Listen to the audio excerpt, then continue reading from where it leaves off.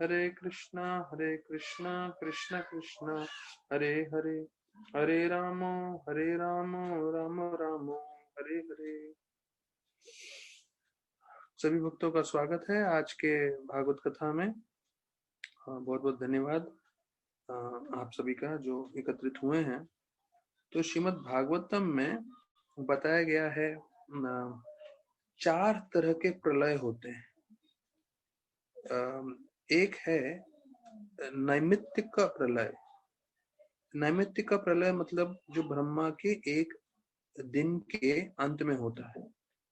तो गीता में और भागवत में दोनों जगह वर्णन किया गया है कि ब्रह्मा का एक दिन क्या होता है।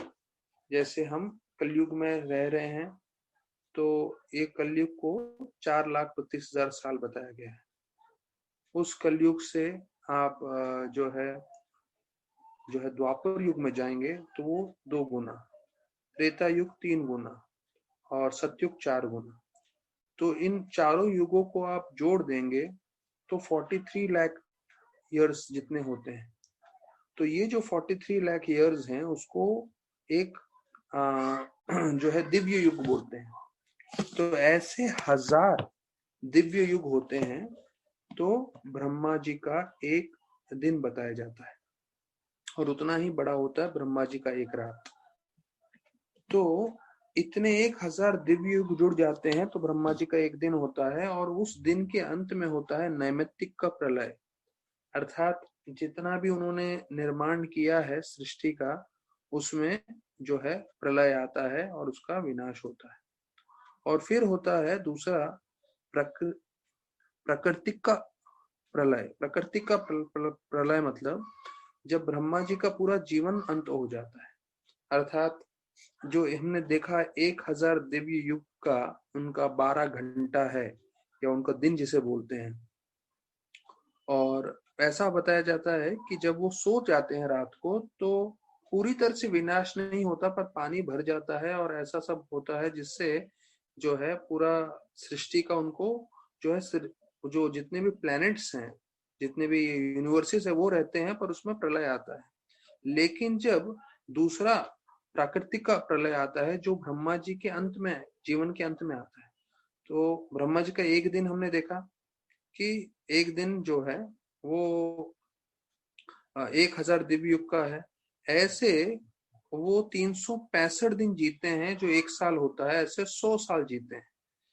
तो वो होता है उनका पूरा जीवन। और जब उनका पूरा जीवन अंत हो जाता है तो सारे के सारे सृष्टि वापस से महाविष्णु के श्वास में चली जाती है। तो इसे बोलते हैं प्राकृतिक का प्रलय।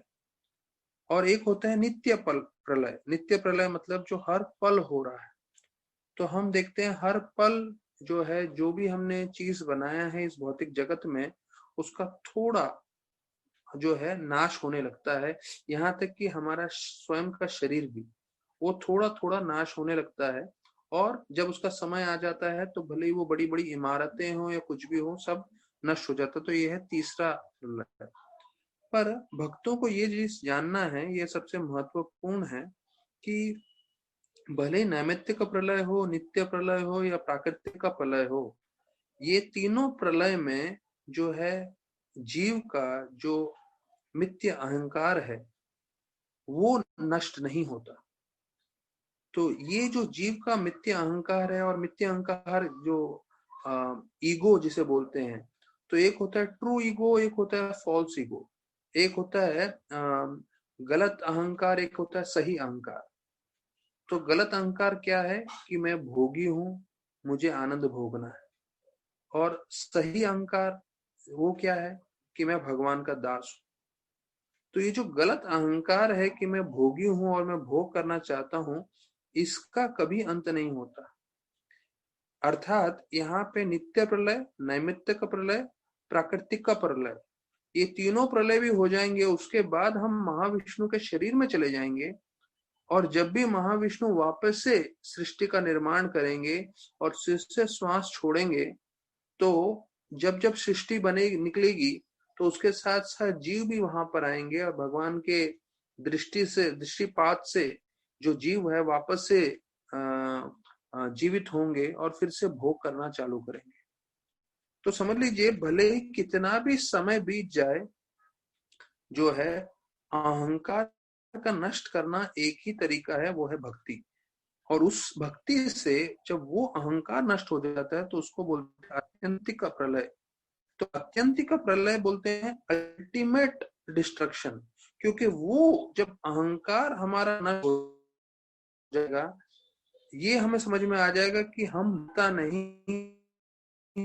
है, भगवान भोगता है, हमें उनकी सेवा करनी है। तो जीवन होगा, उसके बाद हम आध्यात्मिक जगत में जा सकते हैं, और वो होता है सिर्फ भक्ति के द्वारा। तो देखिए ये जो प्रलय का पूरा आपको मैंने बताया कितना महत्वपूर्ण है, ये वैज्ञानिक के पूरे पर जो है खोज करेगा, या सैटेलाइट से जो है अपने बड़े बड़े दूरबीन से जो है बाहर देखेगा आसमान में, और कुछ कुछ अपने बता देगा या यहाँ वहाँ इन्वेंशन करेगा। पर उसका 60-70 साल का जीवन है, पर उसके सामने आप देखिए प्राकृतिक का प्रलय कितना है। हमने देखा एक दिन में 1000 दिव्य युग होते हैं, ऐसे 365 दिन और 100 साल। उतना होने के बाद भी जो है वो जीव को मुक्ति नहीं मिलेगी। मुक्ति तभी मिलेगी जब जीव भक्ति से जुड़ा। तो अगर कोई भक्त दूसरे जीव को अगर प्रसाद भी दे देता है, अगर वो हरे कृष्णा सुन, उसका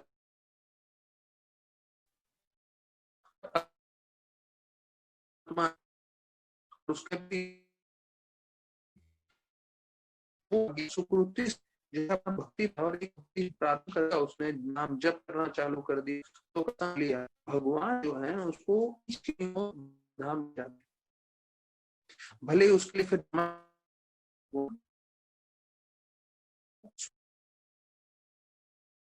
तो ये बहुत कि कितना महत्वपूर्ण है भक्ति करना। लोग बोलते हैं क्यों भक्ति करना, भाई भक्ति करेंगे तो ही हमारा जीवन जो है रहता होगा। तो उसके कारण थोड़े रुकावट के लिए खेद है। तो यहाँ पे बताया गया है, कल हम लोग ने इतने अच्छे श्लोक सुने कि कैसे जो है कपिल मुनि जो बता रहे हैं 19वें श्लोक में कि सबसे शुभ चीज जीवन में है वो है भक्ति। तो देखिए भक्ति सबसे शुभ इसलिए है क्योंकि उसके जुड़ने से भले ही हम किसी भी परिस्थिति में हो भौतिक रूप से, तो एक प्रश्न पूछा गया है कि अगर हम भक्ति कर रहे हैं तो हमारा जो कर्म है या हमारा कर्म से ज्यादा मैं बोलूंगा वो शब्द है हमारा नसीब, उसका कितना योगदान है। जैसे कि हम लोग बोलते हैं ना कि ये हमारे नसीब में है, ये हमारे हाथों की रेखा में है, या हमारे नक्षत्र ऐसे हैं। तो भक्तों के जीवन में भी ये बड़ा प्रश्न आता है। तो आपको ये समझना चाहिए कि जैसे ही आप कृष्ण के शरणागत हो जाओगे तो कृष्ण भगवान जो है आपका पूरे कर्मों को, आपके नसीब को, आपके नक्षत्रों को, आपके जो सितारे हैं सबको अपने वश में कर लेते हैं। अच्छा, अभी ये एक प्रश्न आता है भक्तों के मन में कि अरे मैं तो शुद्ध भक्ति नहीं कर रहा, मैं पूरी तरह से शरणागत नहीं हो रहा हूं।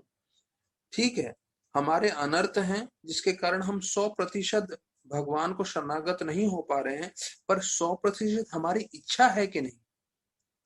देखिए दो चीज है ये, एक है कोई जो शुद्ध भक्त है जो पूरी तरह से शुद्ध भक्ति कर रहे हैं, और दूसरे हैं हम जैसे भक्त जो अपने अनर्थों के साथ युद्ध कर रहे हैं, लेकिन कम से कम हमारे मन में इच्छा ये रहनी चाहिए कि हमें शुद्ध भक्ति करना है, हमें पूरी तरह से भगवान को शरणागत होना है। जब हमारे मन में ये इच्छा रहेगी कि हम पूरी तरह से शरणागत होना चाहते हैं, फिर हमारे अनर्थों के कारण या हमारी इच्छाओं के कारण हम यहाँ वहां जा रहे हैं, लेकिन भगवान देख रहे हैं कि ये जो है पूरी तरह से प्रामाणिकता से, ईमानदारी से मेरी भक्ति करना चाहता है। अगर आपका ये उद्देश्य है कि आप पूरी प्रामाणिकता से, ईमानदारी से भक्ति कर रहे हो, तो आपके कर्म, आपके सितारे, आपका जो भविष्य है वो सब जो है कृष्ण भगवान वश में कर लेंगे, और वो वश में करते हुए आपको सही मार्गदर्शन करेंगे आध्यात्म पे। तो ये एक भक्ति का फायदा है कि हम कोई भी हो, हमारा कुछ भी कर्म हो, हजारों जन्मों का कर्म हो, बुरे से बुरे कर्म, लेकिन एक बार भक्ति से जुड़ गए और 100% हमने सोच लिया भाई कृष्ण की सेवा करनी है। हाँ, मन में अनर्थ है, मन में काम क्रोध लोग बार बार आएंगे, उसके साथ लड़ेंगे, कई बार हम उसमें हमारा पतन भी हो जाएगा, लेकिन माला नहीं छोड़ेंगे, भक्ति नहीं छोड़ेंगे, सेवा नहीं छोड़ेंगे। अगर ये भक्त निश्चय कर लेता है और कितना ही मुश्किलें आने के बाद भी वो दृढ़ता से करता रहता है, तो ऐसे भक्त के जीवन में जो विकट परिस्थितियां भी आती हैं वो भगवान स्वयं भेजते हैं, सिर्फ उनकी परीक्षा करने के लिए और उनको ज्यादा भक्ति में जो है सीरियस बनाने के लिए, उसको ज्यादा जो है भगवान अपने नजदीक खींचने के लिए ये सब कार्य करते हैं। तो भक्ति ही शिव पंथ बताया गया है कि सबसे शुभ चीज जीवन में भक्ति ही है। और दूसरा कि अभक्तों का संग हमें नरक का द्वार ले जाएगा, भक्तों का संग हमें जो है भगवत धाम लेके जाएगा। तो प्रभुपाद जी के संग में जो है हम लोग सब भगवत धाम जा सकते हैं, और प्रभुपाद की बड़ी कृपा है कि हमें उनका संग मिल रहा है उनके किताबों के द्वारा। हमें बड़ा कृतज्ञ होना चाहिए प्रभुपाद का कि उन्होंने इतने सारे ग्रंथ लिख के गए।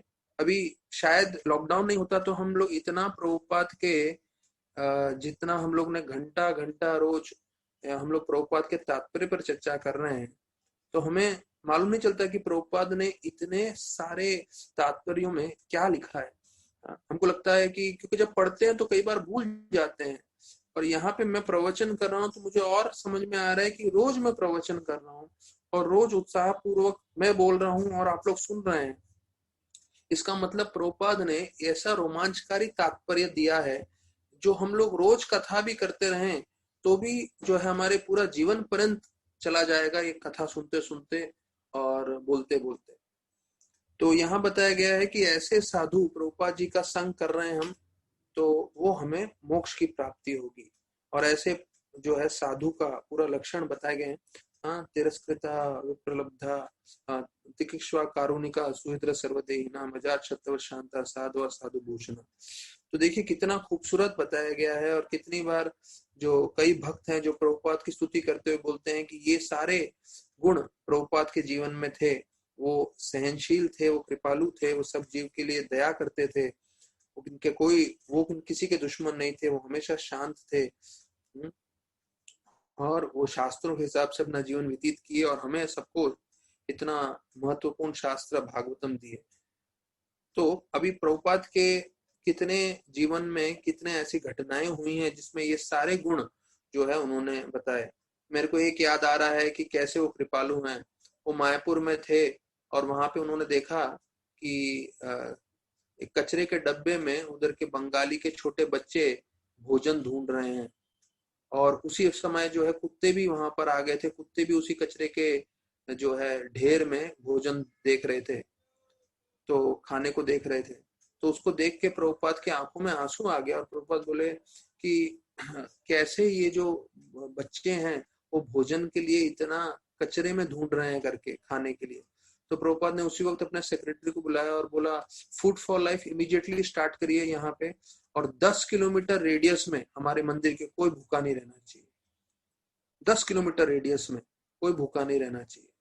तो देखिए कितना जो है महत्वपूर्ण है प्रभुपाद का ये कृपालु जो उनका स्वभाव। ये सेम चीज हम देखते हैं कि मैंने सुना है दूसरे भक्त से कि जो सिख लोग हैं उसमें कोई भी जो है कभी भीख नहीं मांगता। सिख जो सरदार होते हैं, तो सरदार का एक जो है खुद का आत्मा तत्व है, या आत्मा उनका जो ये है सेल्फ रिस्पेक्ट, जिससे कोई आपको सरदार जी भीख मांगते हुए नहीं मिलेगा। वो एक चीज बताया। और दूसरा अमृतसर जो है, अमृतसर में जो गोल्डन टेम्पल है उसके भी बताया जाता है जो है 10-20 किलोमीटर की दूरी तक कोई आपको भिखारी नहीं मिलेगा। अगर कोई भिखारी मिलेगा तो ये लोग थोड़ा उस पर गुस्सा हो जाते हैं और बोलते हैं तुम भीख क्यों मांग रहे हो, हम लोग यहाँ पे आपको भोजन खिला तो रहे हैं। हाँ, सुबह दोपहर शाम रात जब आना है जितना चाहिए भोजन खा के जाओ, क्यों तुमको भीख मांगने की जरूरत है। तो देखिए ये एक कृपालु जो भक्त होते हैं, जिनको ये करना होता है, उसका कितना अच्छा लक्षण यहाँ बताया गया है। और फिर कल हम 21वें श्लोक पे हमने रोक दिया, क्योंकि इतने महत्वपूर्ण हमने श्लोकों का चर्चा किया था। तो अभी हम जो है और 21वें श्लोक में हमने ये भी देखा कि साधु की कृपा क्या है। हाँ? तो साधु की कृपा ये है कि वो हमें भक्ति में प्रगति कराता है। तो जब हम साधु की कृपा के बारे में सोचते हैं तो हमें समझना चाहिए असली साधु की कृपा किस रूप में मिलेगी। निश्चित रूप से भौतिक रूप में नहीं मिलेगी, क्योंकि कोई भी प्रामाणिक साधु ये नहीं चाहेगा किसी दूसरे जीव का भौतिक रूप से कल्याण हो। क्यों नहीं चाहेगा वो उसका भौतिक रूप से कल्याण हो? क्यों कि जीवन का उद्देश्य ये नहीं है कि हमारे जीवन में भौतिक समृद्धि हो। जीवन का उद्देश्य ये है कि हमारे जीवन में आध्यात्मिक समृद्धि हो। तो हमारे कर्मों के द्वारा या कृष्ण के कारण हो सकता है कि हमारी भौतिक समृद्धि आगे जाए या पीछे जाए या उतना ही रहे, पर हमारे हाथ में एक चीज है कि हम भक्ति जो है दिल लगा के करें, भक्तों का संग करें और ये करें। तो उससे जो है हमें गुरु की पूरी तरह से कृपा प्राप्त होगी। तो इसके ऊपर हमने चर्चा की और देखा है, प्रभुपाद बताते हैं कि कैसे साधु के बहुत दुश्मन होते हैं, ये कलयुग का प्रभाव है। और नित्यानंद प्रभु के बारे में सुना और जीसस क्राइस्ट का सुना, हरिदास ठाकुर का सुना, और यहाँ तक कि प्रभुपाद के भी कितने दुश्मन थे, जबकि प्रभुपाद किसी के दुश्मन नहीं थे। फिर प्रभुपाद ने बहुत महत्वपूर्ण ये तात्पर्य दिया है। तो अभी हमने कल चर्चा किया था, मैं सिर्फ ओवरव्यू दे रहा हूँ। अभी हम 22वें श्लोक पे आ जाते हैं। सब लोग साथ में बोलते हैं, ये भी महत्वपूर्ण श्लोक है। मयि अन्येन भावेन भक्तिं कुर्वन्ति ये दृढ़ं मत्कृते त्यक्ता कर्मणास् त्वक्ता स्वजना बांधव। तो इस श्लोक में बताया गया है, ये हम 22वां श्लोक चर्चा कर रहे हैं, कि जो कोई भी भक्ति में जो है दृढ़ता पूर्वक लग जाता है, तो वो सारे भौतिक चीजों के बंधन से छूट के भगवान को प्राप्त हो जाता है, भगवान को प्राप्त करता है। तो यहाँ पे अन्य भावेना, अन्य भावेना का प्रभुपाद मतलब बता रहे हैं अनडिविएटेड माइंड, मतलब हमारा मन किसी भी और चीज में विचलित नहीं होना चाहिए, मतलब उसका ध्यान कहीं और नहीं जाना चाहिए। हमारा मन हमेशा एकाग्र एक ही चीज में रहना चाहिए, वो है भगवान की भक्ति, भगवान की सेवा। तो उसके लिए यहाँ बता रहे हैं दृढ़म। दृढ़म मतलब शब्द का मतलब है कि आप दृढ़ता पूर्वक भक्ति करिए। और जो भी कोई अनन्य भक्ति करता है और उसके लिए वो त्यक्त्वा स्वजनम बांधव, मतलब अपने सारे संबंध छोड़ दिए, परिवार वालों को छोड़ दिया, सब कुछ ने त्याग दिया, तो ऐसा व्यक्ति जो है वो भगवान को अवश्य प्राप्त करता है।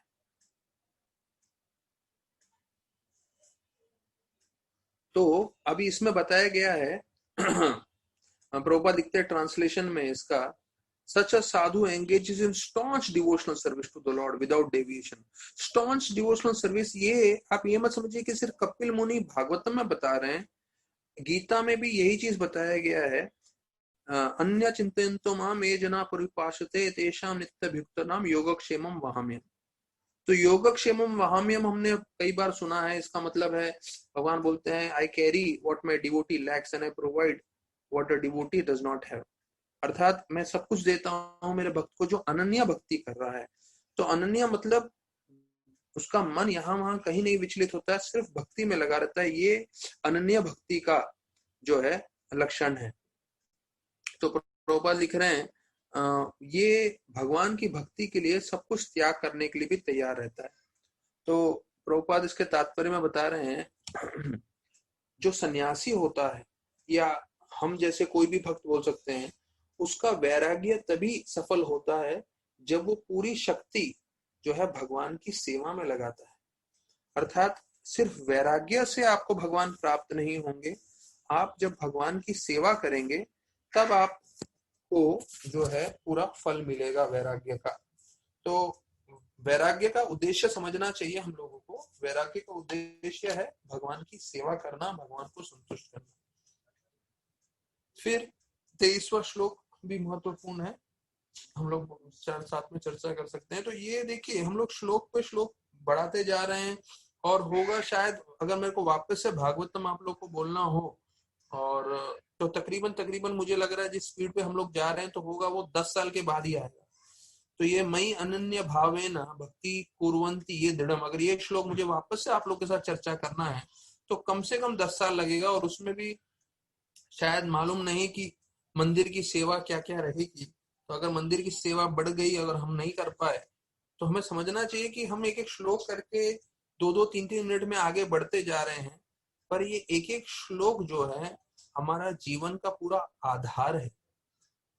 हमें समझना है ये जो श्लोक है सिर्फ, हाँ भागवत कथा है, लॉकडाउन है, अभी कुछ काम नहीं है करके हम सुन रहे हैं, वो एक भावना से सुनना एक चीज है, पर दूसरी भावना ये होनी चाहिए कि इसके हिसाब से हमें अपना जीवन व्यतीत करना है।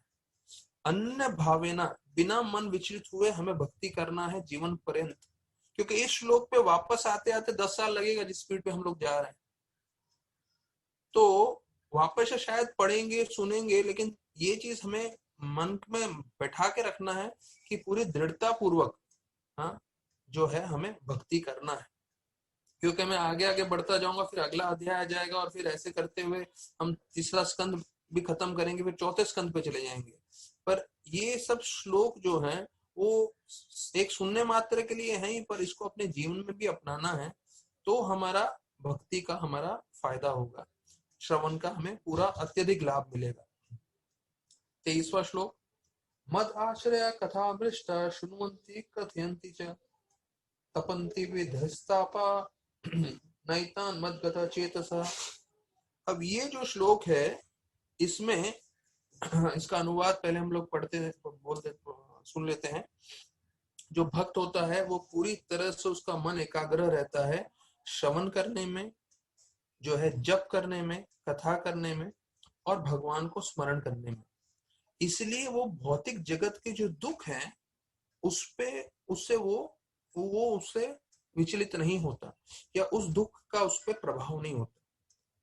तो he does not suffer the material miseries, Prabhupada यहाँ पे भी लिख रहे हैं, क्योंकि वो भगवान में पूरी तरह उसका मन जो है एकाग्र है, जप करने में, कीर्तन करने में, श्रवण करने में। तो do not suffer the material miseries, they do not suffer the material miseries because their minds are filled with the pastimes and activities of the Lord. अब ये देखिए, ये आप लोगों को मैं बताऊंगा कि ये हम लोग के लिए बहुत जरूरी है, क्योंकि हम लोग सब शुद्ध भक्त के स्तर पे नहीं है। तो हम लोग जो हैं भौतिक जगत में संघर्ष कर रहे हैं साधक के रूप में, और हम बहुत सारी चीजों से विचलित हो जाते हैं हमारे आसपास जो होता है। तो यहाँ पे इस श्लोक में बताया गया है कि किस चीज से हम भौतिक चीजों से विचलित नहीं होंगे। वो है भगवान का कथा, भगवान का नाम जप, भगवान का कीर्तन, भगवान का श्रवण, भगवान का स्मरण। यहाँ बताया शृण्वन्ति कथयन्ति, और कथा स्मृष्टा, भगवान के मद आश्रय, भगवान के कथा में जब हम मन लगाते हैं, श्रवण करते हैं, कीर्तन करते हैं, तो इससे हम जो है भौतिक जगत के चीजों से विचलित नहीं होते। तो देखिए यहाँ पे स्पेशल लिखा है sadhus do not suffer from material miseries. तो मटीरियल मिजरीज है इस जगत में, लेकिन एक साधु है, एक भक्त है, वो इससे विचलित नहीं होता। क्यों विचलित नहीं होता? प्रभुपाद बहुत अच्छा तात्पर्य में बताते हैं कि एक जो भौतिक जीव है, जो भक्ति नहीं कर रहा, जो भगवान को भूल चुका है, वो हमेशा चिंताग्रस्त रहता है। भले उसके पास कितना ही धन हो, कितना ही जो है उसके पास प्रॉपर्टी हो, या कितना ही ऐश्वर्य हो, लेकिन वो हमेशा चिंताग्रस्त ही रहेगा। ये स्पष्ट बताया गया है। प्रभुपाद लिखते हैं लेकिन दूसरी ओर जो भक्त होता है वो चिंताग्रस्त नहीं रहता, क्योंकि उसके मन में चिंता नहीं रहे, उसके मन में चिंतन है भगवान कृष्ण का। तो ध्यान रखिए, चिंता रहेगी हमारे आसपास, लेकिन हमें चिंता पे ध्यान नहीं लगाना है, हमें चिंतन पे ध्यान लगाना है, कृष्ण पे ध्यान लगाना है।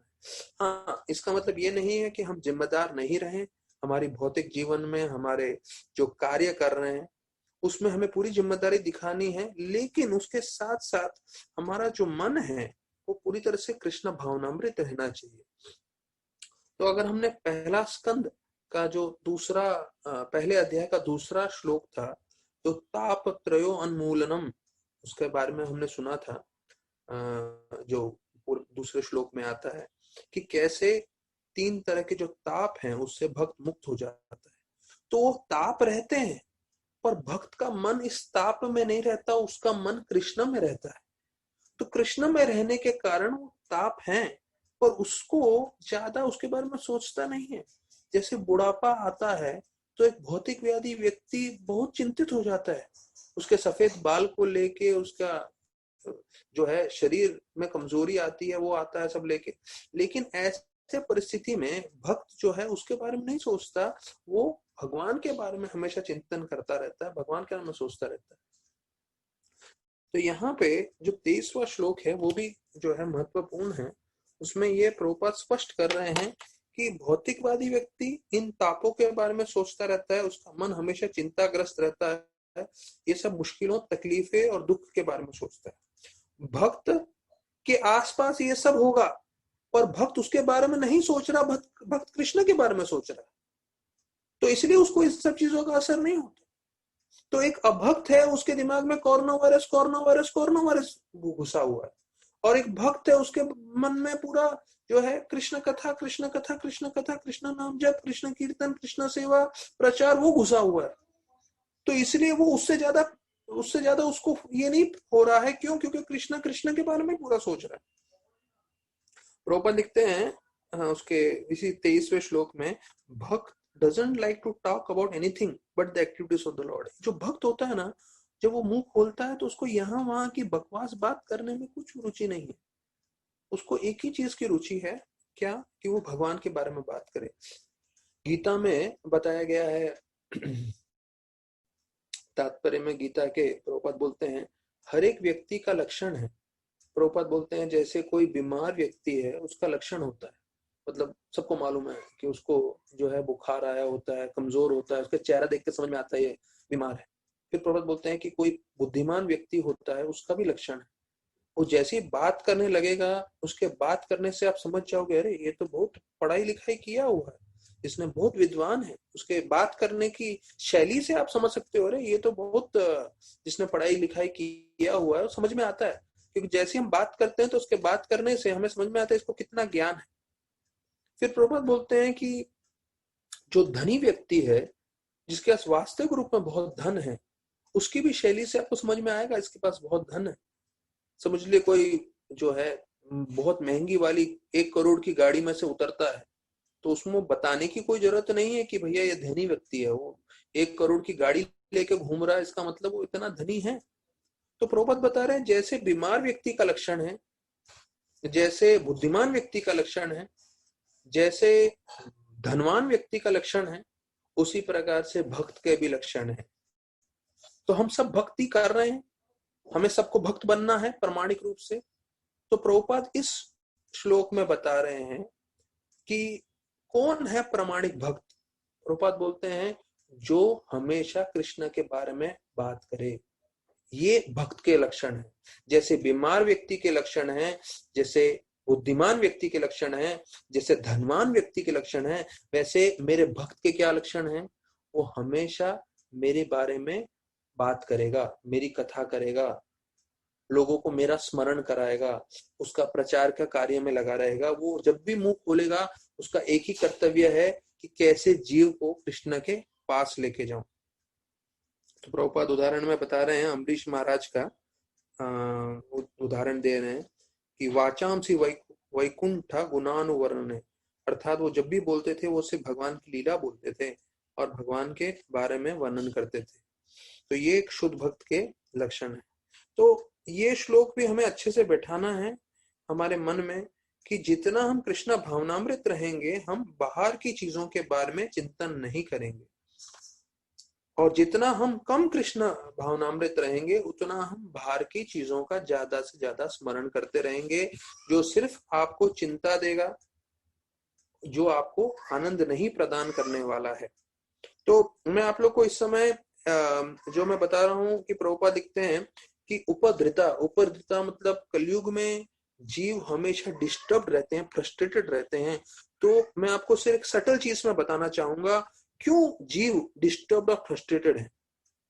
देखिए, जितना ज्यादा इंटरनेट आ गया है और जितना भी यूट्यूब का जमाना आ गया है, तो हम लोग सब उसमें जो है, ऐसा मैं नहीं बोलूंगा कि हम लोग सब बिल्कुल ही इस्तेमाल नहीं करते और बिल्कुल इससे छूटे हुए हैं, नहीं। जो भी भक्त इसमें लगा हुआ है, आप समझिए, आप कृष्ण को छोड़ के जो है एक तरह से जो भी है, हो सकता है कि हम कोई सात्विक चीज ही देख रहे हो, पर हमें समझना चाहिए कि जब हमारा मन कृष्ण से जुड़ा रहेगा तभी संतुष्ट रहेगा। और अगर आप किसी तरह का भी इंद्र भोग कर रहे हो तो उससे वो मन विचलित ही होगा। तो प्रभुपाद लिखते हैं, उपद्रता का मतलब है ऑलवेज डिस्टर्ब, हमेशा विचलित रहते हैं कलयुग के जीव। कलयुग के जीव इसलिए विचलित रहते हैं क्योंकि उनका मन जो है कृष्ण को छोड़ के बाकी सब चीजों में लगा हुआ। तो आप किसी भी चीज में लगाओ, आपको कभी संतुष्टि नहीं मिलेगा। देखिए, इंद्र भोग इंद्र भोग इंद्र भोग जो जीव के मन में हमेशा रहता है, विदेशी लोगों के पास प्रचुर मात्रा में इंद्र भोग है। प्रभुपाद जब अमेरिका में गए उस समय 1970 में, बोलिए अभी भी आप देखिए, जो है उधर इंद्र भोग प्रचुर मात्रा में है। आप जिस चीज के बारे में बोलेंगे वहां पे प्रचुर मात्रा में इंद्र भोग है, फिर भी संतुष्टि नहीं है। क्योंकि संतुष्टि मन को तभी मिलेगा, जीव को तभी मिलेगा जब वो कृष्ण से जुड़ेगा। और हम अपने दिन भर के कार्य में जो शरणागति का जो कंसेप्ट है, वो हमें समझना है कि हमें रोज एवरी डे हमारे जीवन में हमको शरणागत होना है भगवान को। कैसे? भगवान का नाम स्मरण करके, भगवान का जप करके, भगवान की सेवा करके। और जब वो नहीं कर रहे तो हमारे परिवार वाले जो हैं, जो भी भक्त हैं या भक्त नहीं भी हैं, तो उनका हमें ध्यान रखना है, हमारा कर्तव्य है। तो जितना हम अच्छे से करें तो वो हमारी शरणागति है भगवान को। और मन जो है इंद्र भोग में न लगे, हम दूसरी ओर विचलित ना हो। तो ये चीज से हमारा मन बाहर के जितने भी कल्मश हैं उससे खराब नहीं होगा और आनंदित रहेगा, प्रसन्न रहेगा। जो 24वां श्लोक अभी महत्वपूर्ण है, हम लोग सब साथ में चर्चा कर सकते हैं। तत्ते साध्व साध्वी सर्वसंग विवर्जिता संगस्ते स्वथा ते प्रार्थयाय संग दोष हराहिते। तो भी कपिल मुनि अपनी माता को बोलते हैं, यहाँ पे 24 और 25 श्लोक में बताया गया है। मतलब मैं आपको संक्षेप में अगर एक लाइन में बताना है तो मैं आपको बताऊं, कपिल मुनि बोल रहे हैं अपनी माता को, आप हमेशा साधुओं का संग करिए, जिससे आपको सबसे उत्तम चीज वो है कृष्ण प्रेम की प्राप्ति होगी। अभी हम कृष्ण भक्ति में हैं और यही कृष्ण भक्ति में चलते चलते हम कृष्ण प्रेम को भी प्राप्त करेंगे। तो 24वें श्लोक में बोलते हैं कि अगर आपकी आसक्ति साधुओं से होगी तो वो हमारी आसक्ति पूरी तरह से हमारे जीवन में नष्ट कर देंगे, भौतिक चीजों की जो आसक्ति है। तो ये चीज जो है हमें समझना है। तो प्रभुपाद लिखते हैं अपने तात्पर्य में कि कपिल मुनि बता रहे हैं, कपिल मुनि herein advises mother Devhuti that if she wants to be free from material attachment, भौतिक आसक्ति से दूर होना है तो उनको साधुओं के साथ या भक्तों के साथ आसक्ति बढ़ानी चाहिए। और ऐसे भक्त जो हैं संपूर्ण रूप से भौतिक चीजों से आसक्त नहीं रहते, ये भक्तों का लक्षण है। तो साधु या भक्त कौन है? जो भौतिक चीजों से जो है बिल्कुल आसक्त नहीं रहते, वो लोग सिर्फ भगवान और भगवान की भक्ति और सेवा से आसक्त हैं। और ऐसे भक्तों से हम आसक्त हो जाएंगे तो हमारी भौतिक आसक्ति खत्म हो जाएगी या कम हो जाएगी। प्रभुपाद, अच्छा ये बहुत मुख्य चीज है हमें समझने के लिए, ये बहुत प्रभुपाद का हेवी स्टेटमेंट है। अगर कोई सोच रहा है, क्योंकि ये हम जितने भी कथा सुनने वाले हैं हमारे लिए बहुत लागू होता है। अगर कोई सोच रहा है मैं गरीब हूं या कोई सोच रहा है मैं अमीर हूं, ये एक भौतिक सोच है। देखिए, हम सबको लगता है, हमारा धन के बारे में हम सोचते सोचते हम हमेशा चिंतन करते रहते हैं, मैं दरिद्र हूं या मैं गरीब हूं या मेरे पास ज्यादा धन नहीं है, मुझे ज्यादा धन प्राप्त करना चाहिए। प्रभुपाद बोलते हैं ये एक भौतिक सोच है और ये गलत सोच है। क्योंकि आपका शरीर ही जो है वो क्षणभंगुर है, शरीर ही टेम्पररी है। तो इस शरीर में रहते हुए जो हमारी परिस्थिति है वो तो बिल्कुल सपने में सपने के बराबर है। तो ये एक भौतिक सोच है जिसपे हमें ज्यादा मनन नहीं करना चाहिए, हमें भक्ति पे मनन करना चाहिए। और भक्ति करेंगे तो कृष्ण भगवान जो भी हमें जीवन निर्वाह करने के लिए चाहिए वो अवश्य दे देंगे। तो ध्यान रखिएगा, जितने भी भक्तगण हैं, अगर हम हमेशा ये चिंतन करते रहेंगे मैं गरीब हूँ गरीब हूँ गरीब हूँ, तो ये सही चिंतन नहीं है, भौतिक चिंतन है। प्रभुपाद बोल रहे हैं क्योंकि हम शरीर ही जो हमारा है वो जो है कुछ ही समय के लिए है। तो शरीर के संपर्क में जो भी चीजें हैं उसका ज्यादा चिंतन नहीं करना चाहिए, जिम्मेदारी उठानी चाहिए, कार्य करना चाहिए, लेकिन चिंतन हमें हमें हमें अपना पूरी तरह से कृष्ण भावनामृत रखना चाहिए। इसलिए प्रभुपाद ने इस्कॉन का जो है, इस्कॉन का फुल फॉर्म क्या है, international society for Krishna consciousness, कि कृष्णा की हम चिंतन कर सके, कृष्णा भावनामृत हो सके। तो अगर हम कृष्णा भावनामृत रहेंगे तो हम ये नहीं सोचेंगे हम गरीब हैं अमीर हैं, हम ये नहीं सोचेंगे भौतिक जगत में क्या चल रहा है, लेकिन हम कृष्ण के बारे में ध्यान रखेंगे। प्रभुपाद लिखते हैं कि कैसे वो भौतिक जगत में रह रहा है और उसको भौतिक जगत की चीजों से उस पर प्रभाव नहीं पड़ रहा है। हाउ इज इट पॉसिबल, ये कैसे हो सकता है। देखिए हमने उधर देखा पिछले श्लोक में जहां प्रभुपाद बता रहे हैं अगर आपका मन कृष्ण भावनामृत है तो वातावरण में जो भी हो रहा है उससे आप प्रभावशील नहीं होंगे, प्रभावित नहीं होंगे। यहाँ प्रभुपाद खुद प्रश्न पूछ रहे हैं, भौतिक जगत में रह रहा है लेकिन भौतिक जगत में रहते हुए इतने सारी चीजें चल रही हैं, इतना आदि दैविक आदि भौतिक आध्यात्मिक ताप चल रहा है, कोरोना वायरस चल रहा है, इससे कैसे वो जो है प्रभावित नहीं होगा। और उसका जवाब प्रभुपाद स्वयं दे रहे हैं 24वें श्लोक में। प्रभुपाद बोल रहे हैं इसका अच्छा उदाहरण दिया गया है एक बिल्ली का। बिल्ली अपने मुंह में चूहे को भी पकड़ती है और अपने बच्चे को भी पकड़ती है।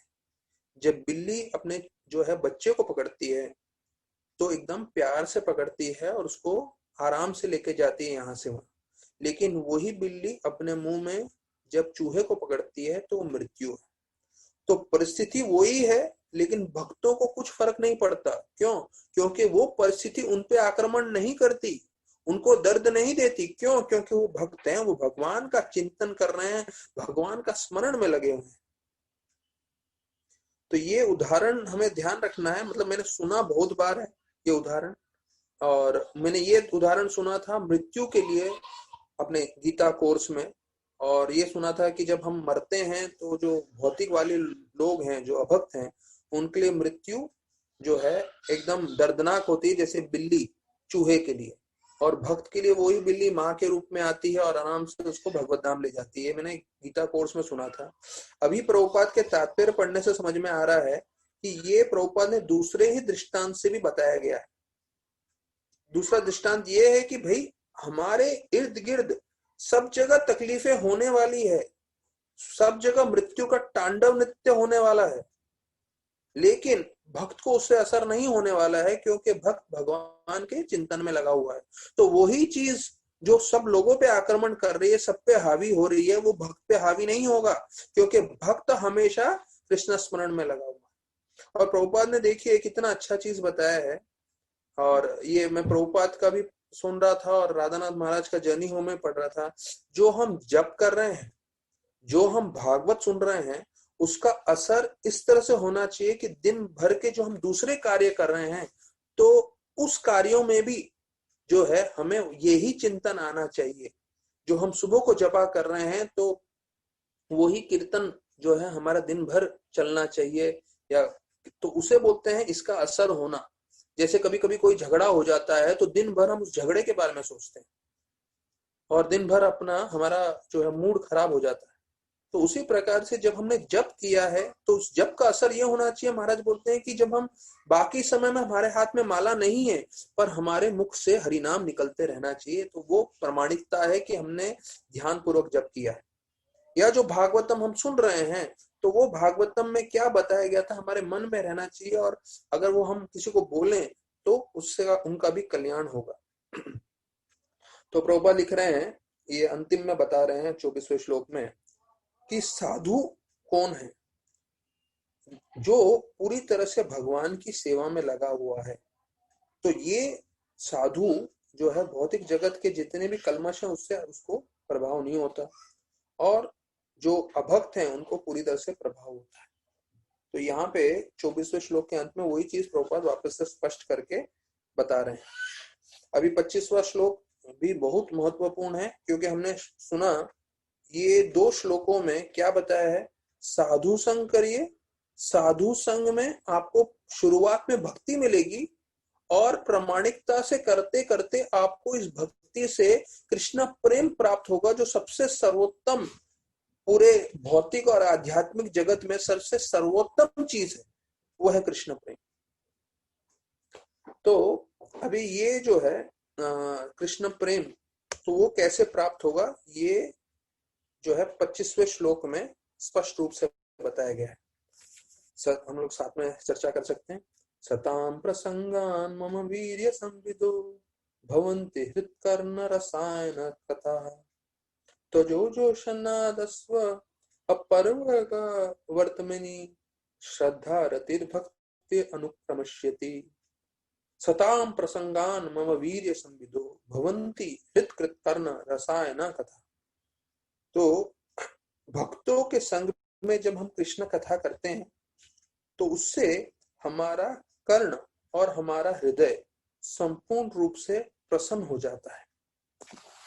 It's very pleasing to the heart and the mind. तो यहाँ पे बताया हृत कर्ण, हृत मतलब हमारा हृदय, कर्ण मतलब हमारे कान।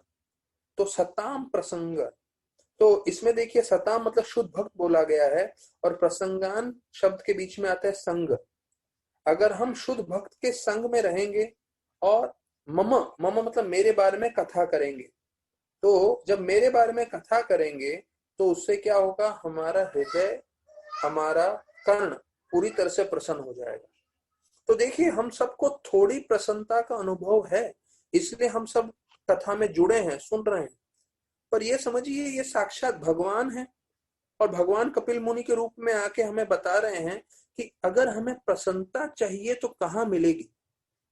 जैसे हम कुछ सामान लेने जाते हैं तो हमें मालूम है ये सामान विशेष रूप से ये मॉल में मिलेगा, ये सामान इस दुकान में मिलेगा, तो हमें प्रसन्नता चाहिए हृदय में। देखिए बाकी सब छोड़ दीजिए, अगर आप लोगों को लग रहा है कि भाई पैसा हमें प्रसन्नता देगा, तो मैं आपको उदाहरण देता हूं कि हमारे मंदिर में करीबन 100 से 150 ब्रह्मचारी हैं, सारे के सारे बहुत जो है पढ़े लिखे हैं, लेकिन किसी के पास भी 1 रुपया नहीं है। तो ये धारणा रखना गलत है कि भाई मुझे पैसा खुशी देगा। कोई लोग बोलते हैं नहीं मुझे नौकरी खुशी देगा, मेरे को जो है घर खुशी देगा, मेरे को मेरे रिश्तेदार खुशी देंगे।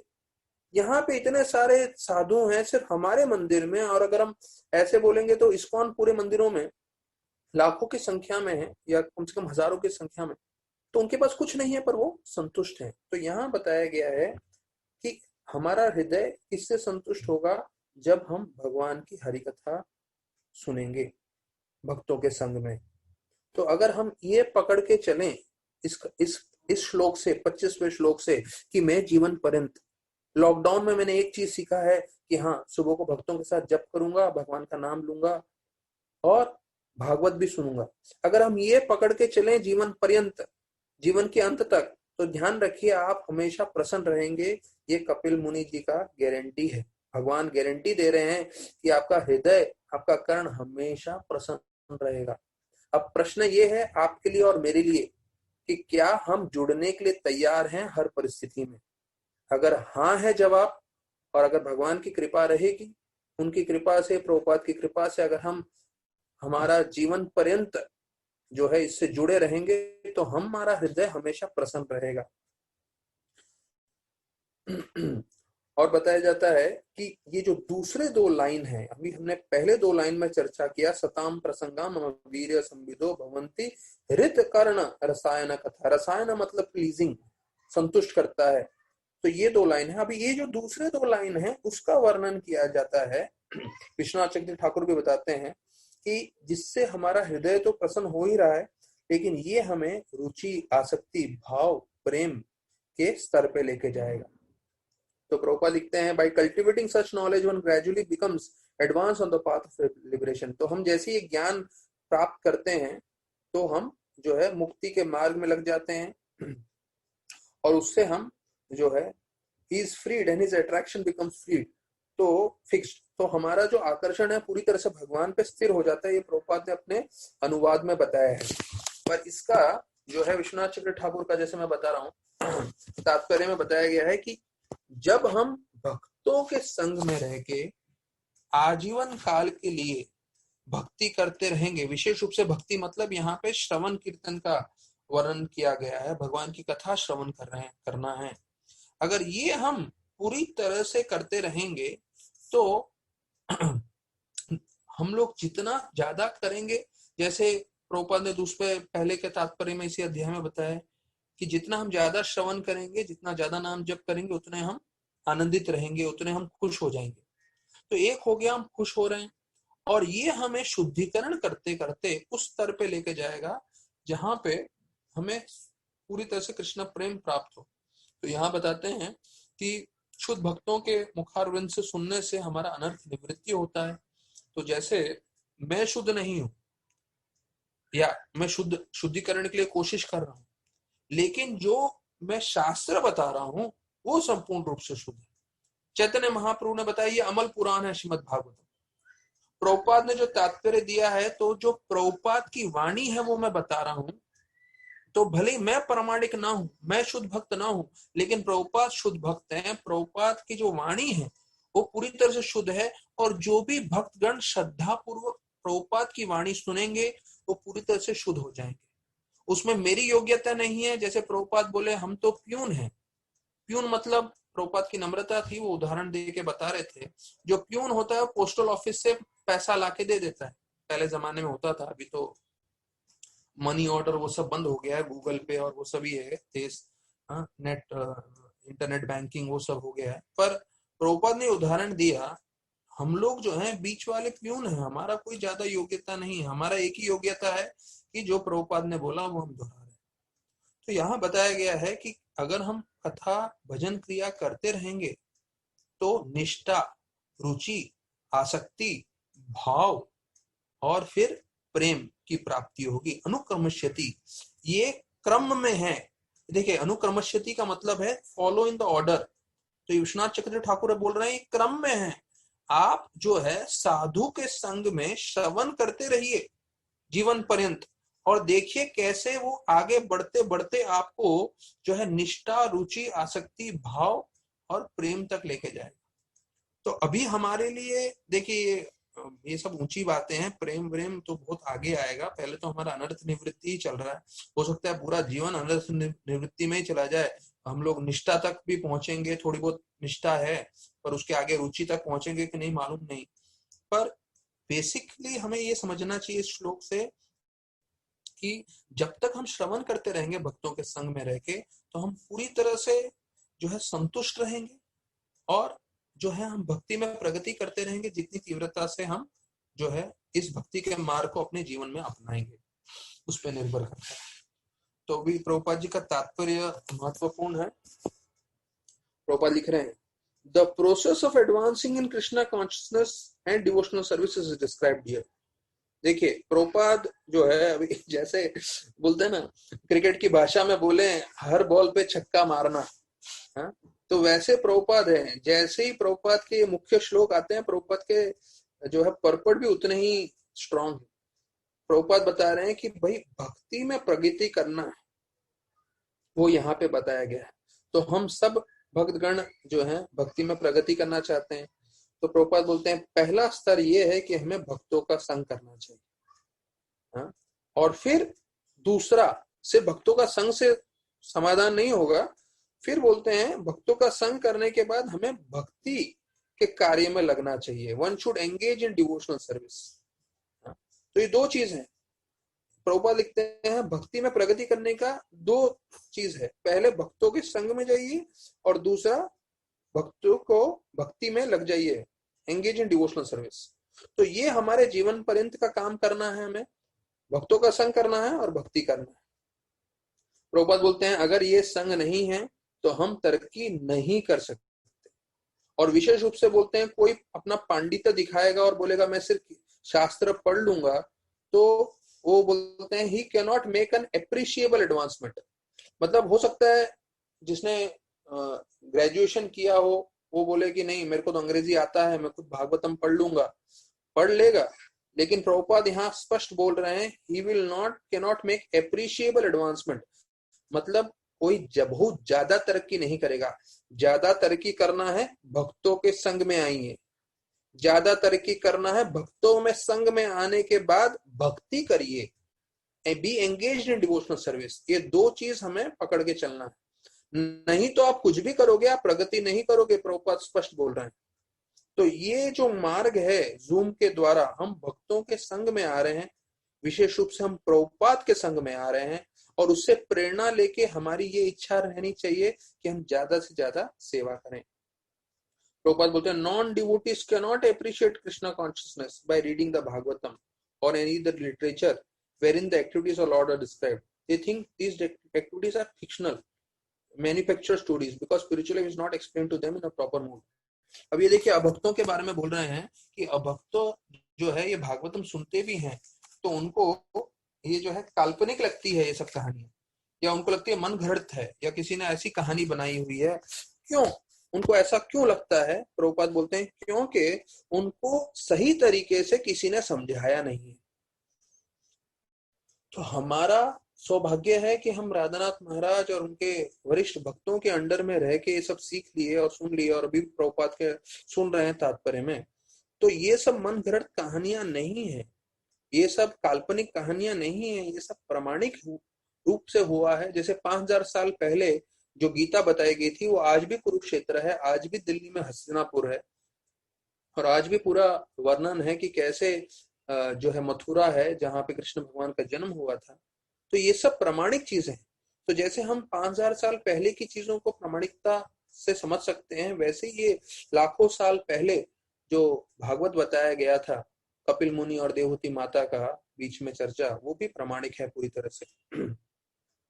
तो प्रभुपाद लिखते हैं association with devotees means association with the Lord. ये मैंने अपने इसमें नोट्स में लाल से मार्क करके रखा है। लाल मतलब सबसे महत्वपूर्ण।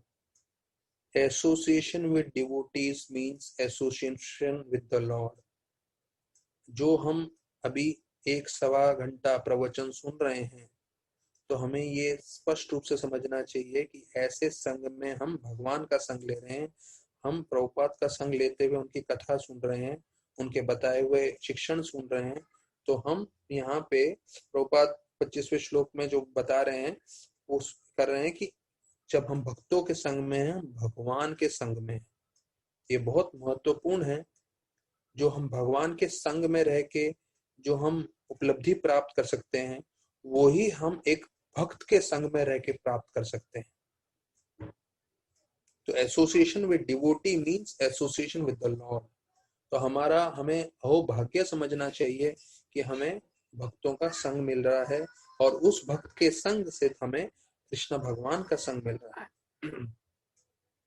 तो फिर प्रभुपाद बताते हैं the devotee who makes this association develops the consciousness for rendering service of the Lord, and then being situated in the transcendental position of devotional service, he gradually becomes perfect. तो देखिए जैसे हमने बताया कि भक्तों के संग में आने के बाद दूसरा जो है हमारे में परिवर्तन आना चाहिए। क्या परिवर्तन आना चाहिए? हम ज्यादा से ज्यादा भगवान की सेवा करने में आतुर होने चाहिए। तो अगर ये परिवर्तन आ रहा है तो हमें भक्तों के संग का, साधु संग का जो है उसका असर हो रहा है। तो ये हमें समझना चाहिए। तो मैं अभी जो है आगे श्लोकों में जाऊंगा, लेकिन उससे पहले आप लोगों के लिए एक दूसरा मुद्दा में लेकर आया हूँ। ये है धन राशि का मुद्दा। क्योंकि भागवत तो हम काफी समय से कर रहे हैं, कई महीने हो गए, और भागवत में एक एक श्लोक पे हम लोग जा ही रहे हैं और आगे भी जाएंगे। पर मैंने जो है सोचा आप लोग से थोड़ा लक्ष्मी के बारे में भी बात कर लें, पैसे के बारे में। क्योंकि अभी आप लोग बोलेंगे प्रभु जी भागवतम से पैसे में क्यों घुस रहे हैं? क्योंकि भक्तों का जीवन पैसे पे भी बहुत आधारित रहता है। अगर पैसा नहीं रहेगा तो मतलब कम से कम दाल रोटी खा के जो है एक सरल तरह से जीवन निर्वाह करने के लिए धन होना जरूरी है। अगर उतना नहीं होगा तो हमारा भक्ति, हमारा माला, हमारा परिवार सब विचलित हो जाएगा। तो यहाँ बताया गया है कि कई लोग जो हैं फ्लैट अपना मकान ईएमआई में लेते हैं, लोन में लेते हैं। तो मैं अनुदान प्रभु का ही सुन रहा था, तो वो 1.25 घंटे का प्रवचन है उनका, तो मैं आपको सिर्फ उसका सार बता रहा हूँ। तो मैं 10-15 मिनट में जो कंक्लूजन है जो है वो बता दूंगा आपको, सारग्राही जैसे बोलते हैं। क्योंकि मुझे लग रहा है कि भाई धन का सबको आवश्यकता है, आपको और मुझको।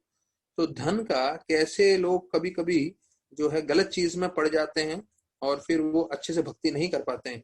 देखिए, धन का विषय लाने का उद्देश्य मेरा स्पष्ट है कि हम जो है भक्ति में प्रगति कर सकें, हमारा मन जैसे इसमें बताया गया है पूरी तरह से एकाग्र हो सके कृष्ण की ओर। तो उसके लिए जो है ये थोड़ा धन के बारे में जानना जरूरी है। तो कई लोग जो है मकान ईएमआई मतलब लोन पे लेके घर लेते हैं।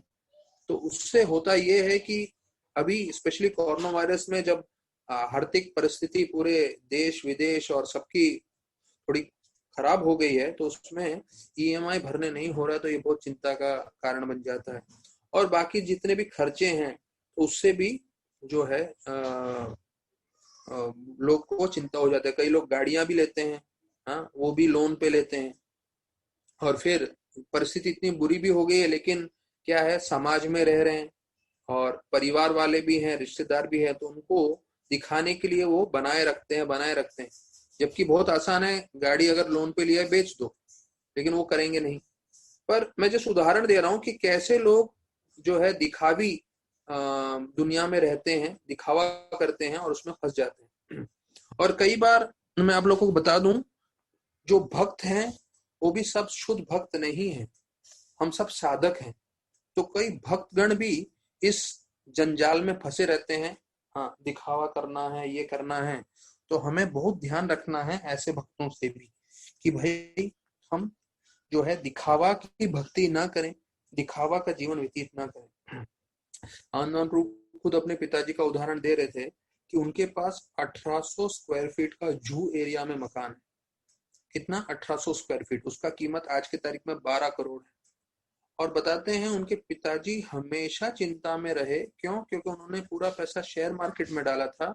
शेयर मार्केट में वो शेयर्स के जो है दाम नीचे चले गए थे और उसके कारण वो पूरा समय सालों साल चिंता में थे। यहाँ तक कि एक बार वो हॉस्पिटल में एडमिट नहीं हो रहे थे। क्यों? क्योंकि उनके पास पैसा नहीं था। तो अनमोल ने सीधा बोला, पिताजी ये घर बेच दो और ये जो है 1800 स्क्वायर फीट का है, 1800 के जगह पे आप 1000 स्क्वायर फीट का ले लो। 1000 भी मतलब 2 BHK का फ्लैट रहता है, काफी है, और उसमें आप आराम से रह सकते हो। फिर ये जो पैसा रहेगा उसमें आप अपना निर्वाह अच्छे से कर सकते हो। लेकिन उसके पिताजी नहीं माने, क्योंकि उनके पिताजी की आसक्ति थी इस घर के साथ कि मेरा इतना बड़ा घर है। और यहाँ तक कि वो अस्पताल में एडमिट नहीं हुए क्योंकि उनके पास पैसा नहीं था, बीमार थे। और आनंदपुर एक बार गए और डॉक्टर से बात की, डॉक्टर बोला इनको एडमिट करना पड़ेगा। पर पैसा नहीं होने के कारण वो एडमिट भी नहीं हो रहे थे, जबकि इतना बड़ा घर था। तो आनंदपुर जबकि घर छोड़ चुके थे, काफी साल हो गया था, भक्ति में आ गए थे और वो अलग रह रहे थे, लेकिन फिर भी उन्होंने बोला मैं खर्चा उठाऊंगा, आप पिताजी चिंता मत करो। और उन्होंने खर्चा उठाया और अपने पिताजी को अस्पताल में दाखिला कराया। और खुद आनंद प्रभु बोले मेरे पिताजी 12 करोड़ का घर, हम लोग कोई सोच भी नहीं सकता इतना धन होने का, इतना बड़ा घर होने का, जू में जो है 1800 स्क्वायर फीट का। पर वो बोल रहे हैं जीवन वो अंतिम समय तक जब वो मरे तब भी उनके पास पैसे की कमी थी और मुश्किल में थे और उनकी ये चिंता थी और ये घर के साथ आसक्ति थी। तो उदाहरण देने देखिए, 12 करोड़ का घर लेके भी जो है चिंता में ऐसे उन्होंने अपना शरीर त्यागा। क्या फायदा, क्या फायदा? इससे अच्छा बेहतर है कि ये जो सूत्र कुछ बता रहे हैं उनका अनुभव से, वो हम सबको मान लेना चाहिए। पहला, प्रभुपाद बता के गए सिंपल लिविंग हाई थिंकिंग, सरल जीवन रखिए, अपने सोच विचार सबसे उच्च कोटि का रखिए, पूरी तरह से कृष्ण भावनामृत में लगे रहिए, पर अपना जीवन सिंपल रखिए। मैंने कहीं और एक रिकॉर्डिंग में सुना था, वो बोल रहे थे आदमी अपनी कमाई से गरीब नहीं होता, आदमी अपने खर्चे से गरीब होता है। अर्थात आप जिस तरह से खर्चा करते रहो करते रहो करते रहो, आपको खजाना भी दे देंगे, वो भी कम पड़ेगा। तो इसलिए सिंपल लिविंग जो है, सरल तरीके से जीना बहुत आवश्यक है। मैं आपको बताऊं, जितना अभी ये तो गृहस्थों के लिए अलग है, पर मैंने राधानाथ महाराज में, जो मैंने साधुओं में देखा है, तो वो मैं आपको बताऊंगा कि कैसे सरल जीवन से, भले ही भौतिक रूप से आपके पास कुछ ज्यादा ना हो, पर आप कितने संतुष्ट रह सकते हैं, आनंद में रह सकते हैं। राधानाथ महाराज का जो कमरा है, वो पीछे का जो आधा भाग गोडाउन है, जहां उन्होंने सामान रखा हुआ है, वो गोडाउन को हटा के इन्होंने पूरा बड़ा कमरा कर दिया। तो ये लगा कि महाराज को अच्छा लगेगा, उनके पास बड़ा कमरा हो गया, मतलब पूरा दुगना साइज का। तो महाराज, राधानाथ महाराज बोले, अरे तो फुटबॉल जैसा बना दिया आप लोग ने। जब महाराज अमेरिका गए थे तो आए तो हमने बदल दिया था पीछे से। तो महाराज बोले, नहीं नहीं, मुझे इतना नहीं चाहिए, मैं उसमें ही संतुष्ट हूँ, फिर से पार्टीशन लगा दो। और फिर से महाराज ने अपना कमरा आधा कर दिया। तो देखिए, महाराज पूरी दुनिया को संभाल रहे हैं, इतने बड़े बड़े प्रोजेक्ट बना दिए हैं, हजारों की संख्या में भक्त हैं।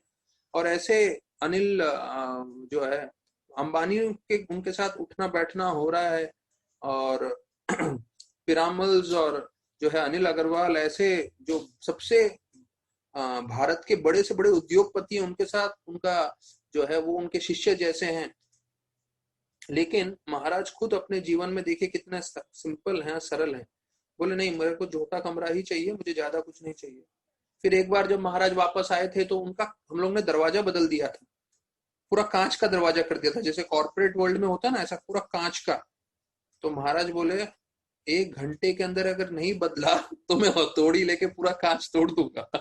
महाराज इतने क्रोधित हो गए, क्योंकि महाराज देखिए, जितना हम जर्नी होम पढ़ रहे हैं, महाराज जो एक गुफा में रह सकते हैं। हाँ, अब मुझे मालूम है कि मैं कई बेस चला चुका हूँ।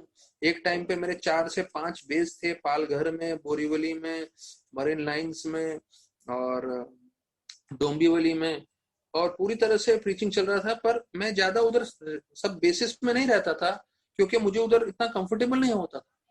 भले वो बंगले थे, मकान थे, सब था, लेकिन फिर भी महाराज ऐसे हैं जो गुफा गुफा में जाके सोए हुए हैं और गुफा में रह सकते हैं महाराज।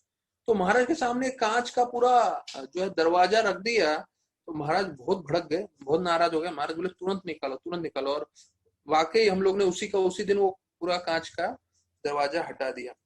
तो ये मैं बता रहा हूँ कि कई ब्रह्मचारी हैं जो इतने सरल रहते हैं कि वो जो है, उनके पास 2 जोड़ी कपड़ा होता है। मैं साधुओं की बात कर रहा हूँ, हम लोग इसका अनुकरण नहीं कर सकते, लेकिन मैं आपको बता रहा हूँ मैं आपको नाम भी बोलूंगा ब्रह्मचारी का, कौन है वो। उनके पास 2 जोड़ी कपड़ा है, तो वो 2 जोड़ी कपड़ा को, दूसरे जोड़ी को इस्तेमाल नहीं करते हैं, वो एक ही जोड़ी को इस्तेमाल करेंगे, दिन भर पहनेंगे, प्रोग्राम करेंगे धोती कुर्ता, और रात को धो के उसको सुखा देंगे, और सुबह उसी को पहनेंगे। जब तक वो जो कपड़े का जोड़ी खत्म नहीं होगा, तब तक दूसरा जोड़ी नहीं निकालेंगे। देखिए, अभी मेरा बैकग्राउंड इनके साथ है, इसलिए मैं उनके संग में रह के उनका सब आपको कहानी बता रहा हूँ। पर सिंपल लिविंग, मतलब अगर आप सरल जीवन रखें, तो मैं नहीं बोल रहा हूँ ऐसा आपको तपस्वी जीवन करना है, नहीं, रखिए। पर जितना आप ज्यादा उसके अंदर घुसते रहेंगे, तो उससे जो है आपका आध्यात्मिक जीवन बिगड़ जाएगा। मैं आपको उदाहरण में बता रहा हूँ, मेरे को खुद को पिज्जा बहुत पसंद है, और मैंने कई बार पिज्जा बनाया हुआ है। पर जैसे जैसे भक्ति में थोड़ा परिश्रम कर रहे हैं, सेवा कर रहे हैं, तो कई बार लगता है कि हाँ, कभी एक आध बार है तो ठीक है, मतलब कभी कभी एक आध बार खाएंगे, ठीक है। लेकिन अगर उसको आप रेगुलरली करते रहेंगे, तो उसमें जो समय जाता है, तो समय बहुत महत्वपूर्ण है। कई बार हम लोग जो है, एक बार जो है घर पे डोसा बनाया था। जो डोसा बनाने वाले थे घर में, वो 4 घंटा गैस पे ही खड़े थे, गैस के सामने। क्यों? क्योंकि हर कोई अलग अलग डोसा मंगा रहा था। कोई ऐसा मसाला डोसा मंगा रहा था, कोई प्लेन डोसा मंगा रहा था, कोई चीज डोसा मंगा रहा था, कोई पनीर स्टफ्ड डोसा मंगा रहा था। तो 4 घंटा बैठ उठ के खड़े रह के वो बनाए जा रहे हैं। तो ये समझना है कि देखिए, हम सब जो है वैराग्य आर्टिफिशियली नहीं दिखा सकते, रिनंसिएशन आर्टिफिशियल नहीं दिखा सकते। जब हम में भक्ति आ जाएगी, जब हम में पूरी तरह से कृष्ण के साथ संपर्क आने लगेगा, जो आनंद आने लगेगा, तो फिर हम बाहरी रूप से आकर्षित नहीं होंगे। पर समझना है कम से कम थ्योरेटिकली कि कितना समय जा रहा है और समय कितना बहुमूल्य है। मैंने आज ही मैसेज सुना कि हमारे मंदिर के जो अकाउंट्स में काम करते थे हमारे गुरु भाई नंदपुत्र प्रभु, उनकी जो मिसेस है, उनकी वाइफ, वो आज एक्सपायर हो गई ब्रेन हैमरेज से। अभी उनके बोलते हैं 4-5 महीने की उनकी डॉटर थी और ये हो गया। तो हम प्रार्थना करेंगे उनके लिए, उनकी माता जी के लिए और नंदपुत्र प्रभु के लिए कि भगवान को इतना धैर्य प्रदान करें कि वो इस परिस्थिति को संभाल सकें।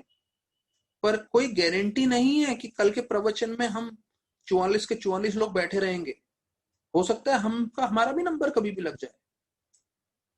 तो ऐसा जो समय है जब हम कभी भी छोड़ के जा सकते हैं हमारा शरीर, उसमें हम इंद्र भोग में ज्यादा से ज्यादा समय डालते रहेंगे तो हम अपना ही नुकसान कर रहे हैं।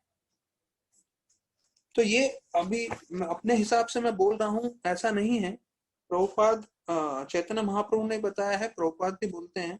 तो जैसे मैं बता रहा हूं कि हम आर्टिफिशियल नहीं करना चाहते हैं, हमें अपना स्तर देखना है। अगर हमें इंद्र भोग चाहिए तो प्रभुपाद ने बोला अरे भक्तों के लिए एक ही तो इंद्र भोग है, वो है जीवा, वो ही तो एंजॉय कर सकते हैं, अच्छा प्रसाद खाने दो, जितना है खिलाओ। लेकिन प्रभुपाद ने दूसरी ओर ये भी बोला है कि सेंस कंट्रोल भी करना चाहिए, इंद्रियां वश में भी करने की कोशिश करनी चाहिए। जीवर लाल से यही इति अध्याय शिष्णोदर परायण कृष्ण नहीं पाए, चैतन्य चरितमृत अंतलीला 6 अध्याय 227वां श्लोक। कि अगर आपका मन सिर्फ ये खाने में, मैं आपको बताऊं प्रमाणिकता से, अभी झूठ नहीं बोलूंगा, भागवतम आप लोग के साथ इतने महीनों से चर्चा कर रहा हूं, कितनी बार मैं जप करने बैठता हूं, जप में मुझे दूसरे कुछ इंद्र भोग आए ना आए पर खाने के बारे में जरूर आता है मेरे मन में विचार। और कई बार मैं इतना उत्तेजित हो जाता हूँ, जपा का ध्यान छोड़ के, भगवान का नाम ध्यान छोड़ के, जो है कुकिंग में ही मेरा मन चला जाता है कि ऐसे बने वैसे बने वैसे बने, और फिर उसको खींच के लाना पड़ता है मन को, अरे भैया भगवान के बारे में स्मरण करना है, भोजन के बारे में नहीं। तो यहाँ बताया गया है कि जो अपने जिह्वा का दास रहेगा और वो यहाँ वहां भागता रहेगा अपनी जिह्वा को और इंद्रियों को संतुष्ट करने के लिए, वो कृष्ण को प्राप्त नहीं कर सकता। तो सिंपल लिविंग, सरल तरह से जीवन व्यतीत करना हमें सीखना चाहिए, सिंपल लिविंग। तो ये पहला है। तो जितना आप सिंपल जिएंगे, देखिए मैं एक व्यक्ति के साथ था जो हमारे लिए मंदिर का निर्माण करने में मदद कर रहा था। वो काफी मंदिरों का काम करते हैं, शायद मुझे नहीं लगता वो बहुत भक्त हैं, लेकिन व्रज के रहने वाले थे शायद। तो उनको गोविंदास में ले गया था, मुझे बताया गया था कि उनको प्रसाद करा दो। तो मैंने उनको पूरा मेनू दे दिया अपना गोविंदास का रेस्टोरेंट का मंदिर में। मैं बोला जो चाहिए ऑर्डर करिए आप। तो उन्होंने बोला मुझे कुछ देखने की जरूरत नहीं है, दाल और रोटी मंगा दीजिए, 3 रोटी और दाल। तो मैं बोला अरे आप गोविंदास में आए हैं, यहाँ पे बहुत सारे अलग अलग व्यंजन भी हैं, बहुत सारी अलग अलग सब्जी हैं और बाकी चीजें भी हैं, डोसा पिज्जा, कुछ ट्राई करिए। बोले नहीं, मेरे को दाल और रोटी दे दीजिए बस, काफी हो जाएगा। तो देखिए मैं उनसे इतना प्रभावित हो गया कि देखिए इतना सब व्यंजन होने के बावजूद भी वो है अपनी सरलता पे टिके रहे और बोले नहीं मुझे सिर्फ दाल रोटी में मैं संतुष्ट हो जाऊंगा। तो ये गुण जो है हमें कोशिश करना चाहिए अपनाने का। तो पहला है सिंपल लिविंग, हाई थिंकिंग। दूसरा है हमें हमेशा भक्तों के संग में रहना चाहिए, क्योंकि भक्त जो है प्रामाणिक रूप से वो कोई दिखावा नहीं करते। जो असली में प्रामाणिक भक्त होते हैं तो वो कोई दिखावा नहीं करते। तो ऐसे भक्त के साथ रहोगे तो आप भी दिखावा नहीं करोगे। तीसरा है हमें सिद्धांत के रूप से हमें स्पष्टीकरण पूरा होना चाहिए कि मैं क्यों कृष्ण भक्ति में आया हूं। ये प्रश्न हमें बार बार पूछना चाहिए, मैं क्यों कृष्ण भक्ति में आया हूं, कृष्ण भक्ति में आने का मेरा उद्देश्य क्या है। एक उद्देश्य होना चाहिए कि अहेतु की अप्रतिहता, मतलब बिना हेतु के शुद्ध भक्ति करके जो है मुझे भगवत धाम जाना है। तो आप इस्कॉन में आए हो, ये मत सोचिए इस्कॉन से मैं क्या क्या प्राप्त कर सकता हूं, ये सोचिए मैं इस्कॉन को क्या क्या दे सकता हूं।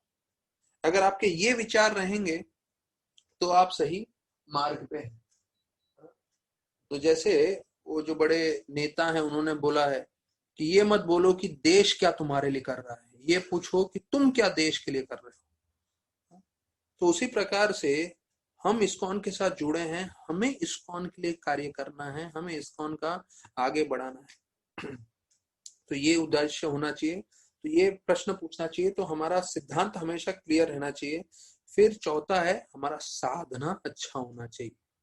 साधना उच्च कोटि का हमें करना चाहिए, रोज सुबह उठ के जप करना।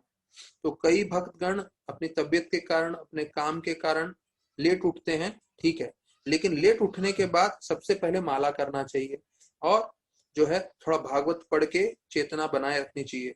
क्यों?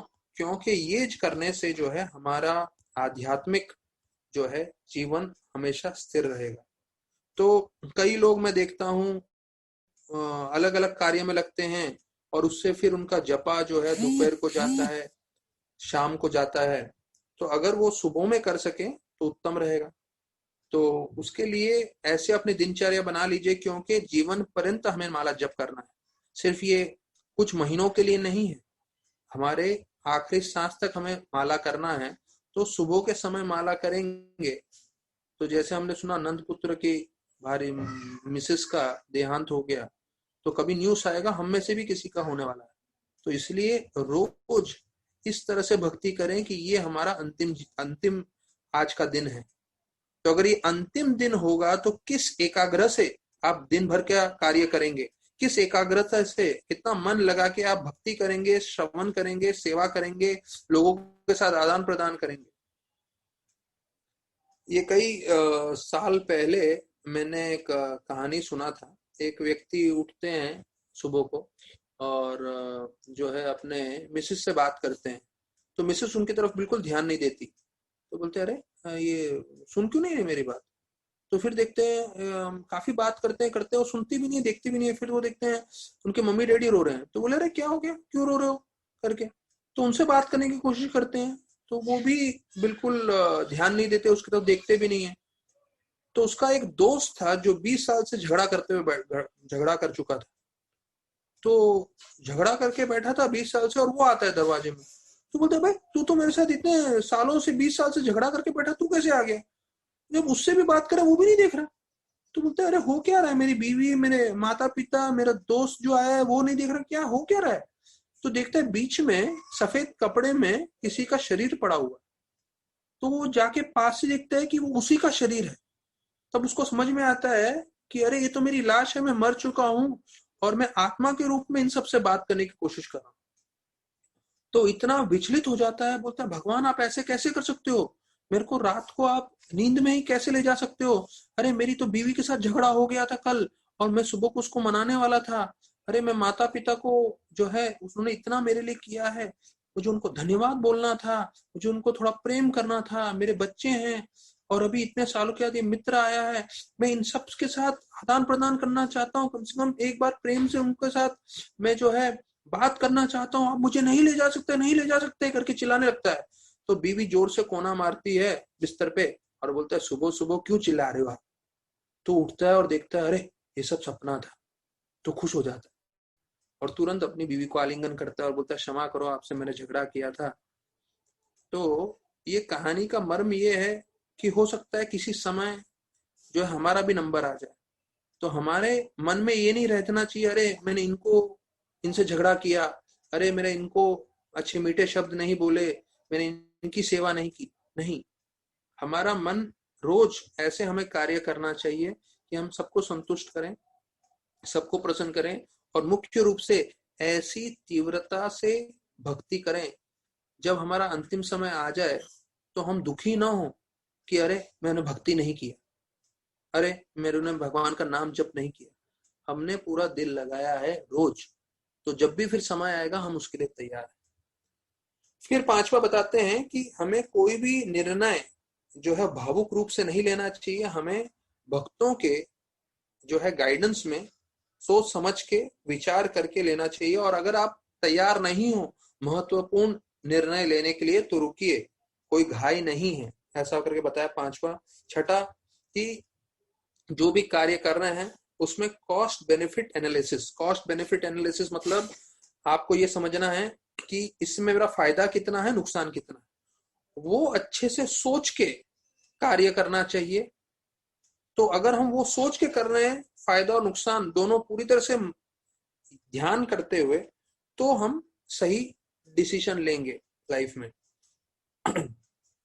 और जो है, अगर आप सरल जीवन जैसे जी रहे हैं, जैसे बताया गया है, अगर आप सिंपल लाइफ रखते हैं और सिंपल लाइफ जीते हुए अगर आप पूरी तरह से भक्ति कर रहे हैं, तो आप हमेशा आनंद में रहेंगे और वो आपके परिवार वाले भी देखेंगे और प्रेरणा लेंगे। वो दूसरे भक्तगण भी देखेंगे और प्रेरणा लेंगे कि देखिए कि ये जो भक्त है वो पूरी तरह से कृष्ण भावनामृत है और देखिए कितना आनंद में है और कितना सरल उसका जीवन है। तो ये बहुत महत्वपूर्ण है कि हम भक्ति में प्रसन्न रहें। तो भक्ति करते करते कोई कुछ बोल देता है तो कई बार मैं देखता हूं किसी के कुछ बोलने से हम लोग उत्तेजित हो जाते हैं या क्रोधित हो जाते हैं या हम दुखी हो जाते हैं। पर वास्तविक रूप में आपको समझना है, जैसे मैंने कल के प्रवचन में बताया था, you can not control the circumstances but you can control the consciousness, your consciousness. अर्थात आप लोगों को जो है अपने वश में नहीं कर सकते, पर आप अपनी चेतना को वश में कर सकते हो। तो हमें ये समझना है और उसके लिए निरंतर मेहनत करना है कि हम अपनी चेतना को वश में रख सकें, हम क्रोधित ना हो, हम विचलित ना हो, हम दुखी ना हो। ऐसा समय आता है तो हमें जोर से भगवान का महामंत्र जप करना चाहिए, भागवत सुनना चाहिए, जिससे हमारा मन शांत हो जाए। और अंतिम में हमें एक प्रामाणिक गुरु के संपर्क में रहना चाहिए, जिसे काउंसलर भी बोलते हैं हम। अगर ऐसा करते हैं तो उससे हम उनके आश्रय में रहते हैं, वो हमें मार्गदर्शन करते हैं, जो हमारे जीवन के लिए बहुत महत्वपूर्ण है। तो महाराज ने सिस्टम बनाया है क्योंकि महाराज चाहते थे कि जितने भी भक्तगण इस्कॉन में जुड़े उनको मार्गदर्शन करने के लिए कोई प्रामाणिक भक्त रहे। और प्रामाणिक भक्त जो है वो हमेशा आपको कृष्ण की ओर अग्रसर होने के लिए, कृष्ण की ओर बढ़ने के लिए आपको मार्गदर्शन करेगा। और इसका सार में आनंद प्रभु मुकेश अंबानी का उदाहरण दे रहे थे। उनको ज्यादा टेक्निकल मालूम है, वो बोल रहे हैं जियो कंपनी में कोई लोन नहीं है, जियो कंपनी जो उनका मोबाइल का है, और बिना लोन के उन्होंने पूरा ये जो है एस्टेब्लिशमेंट किया है। और वो बोल रहे थे उनके तीनों बच्चे अगर वो जियो कंपनी में जुड़ जाएंगे तो उनके जीवन भर का उनको कोई टेंशन नहीं, क्योंकि लोन नहीं है। तो एक चीज हमें समझना है, ये आनंद प्रभु बता रहे थे और मैं भी इस बात को पूरी तरह से मानता हूं, जीवन में लोन कभी नहीं लेना चाहिए। अगर लोन नहीं लेंगे तो आप पे सर पे तलवार नहीं लटकती रहेगी, और वही चीज आप इन्वेस्टमेंट करके, जमा करके, ये करके, वो करके जो है आप भविष्य में जो है घर ले सकते हैं। और उसके चाहिए तो आप आनंद प्रभु को जो है उसके बारे में चर्चा कर सकते हैं, उनसे पूछ सकते हैं, वो आपको ज्यादा मार्गदर्शन करेंगे। फाइनेंस मेरा लाइन नहीं है। और दूसरा उदाहरण दे रहे थे वो अनिल अंबानी का, कैसे वो लोन लोन लोन लोन लेते गए और लोन लोन लेते हुए आज की तारीख में पूरे साफ हो गए। तो ये हमारे जीवन के लिए बहुत जरूरी है कि हम दिखावे का जीवन, हाई फाई जीवन नहीं करें, सरल जीवन रखें, सरलता से भक्ति करें और भक्ति में तीव्रता दिखाएं, भक्ति में पूरा मन लगाएं। अगर वो हम कर रहे हैं तो हमारा जीवन सार्थक है। तो इसी के साथ ही हम आज का प्रवचन को विराम देते हैं। कल जो है हम 26वें श्लोक से आगे लेके जाएंगे और भागवत श्रवण करेंगे। बहुत बहुत धन्यवाद सभी भक्तों का। हरे कृष्ण।